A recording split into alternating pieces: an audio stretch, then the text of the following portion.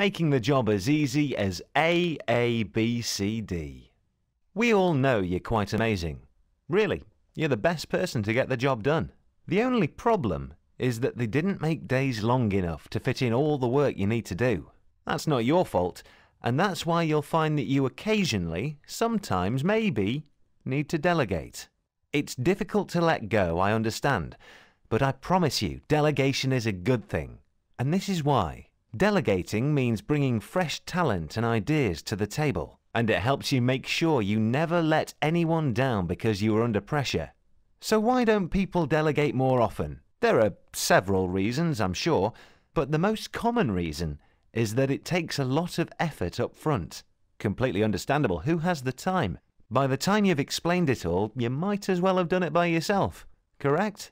This simple AABCD technique will show you how delegation helps.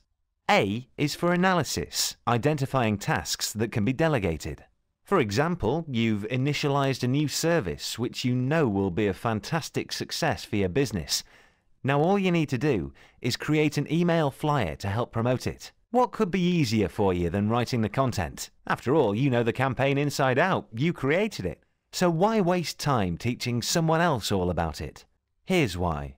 When you are capable of coming up with a surefire campaign, is it really the best use of your time to be sitting around and writing? So get someone else to do it, while you get on with coming up with more genius ideas. The second A is for appointment, choosing the right delegate. You spend a little extra time teaching your delegate about this task. Meanwhile, they're developing the skills necessary to take on tasks like this in future, needing much less involvement from you. But you need to make sure they have the time and the basic skills in place to complete the task. Don't give this task to Barry, who you know can't write for toffee, or Simone, who's leaving in a month. After A comes B.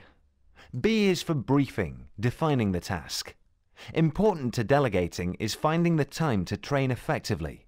Make sure you give clear details on boundaries, deadlines, expectations, and goals. C is for control. Even though the task has been delegated, you'll still need to monitor the job, but keep in mind a few things. Your delegate may be slower than you at first. They may make errors until they know as much about the campaign as you do. They might have a different working method to yours, so focus on the outcome instead, and do remind them that you are there to help. D is for delivering feedback, the last and possibly the most crucial stage, as this is where many undo all their good work so far. Your delegate finished the flyer, but left out a couple of the key points of the campaign, and even the company logo. What do you do here?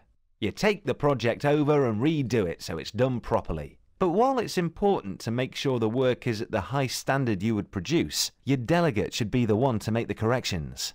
So make sure you leave enough time to review and rectify. Otherwise, you'll be reluctant to delegate next time.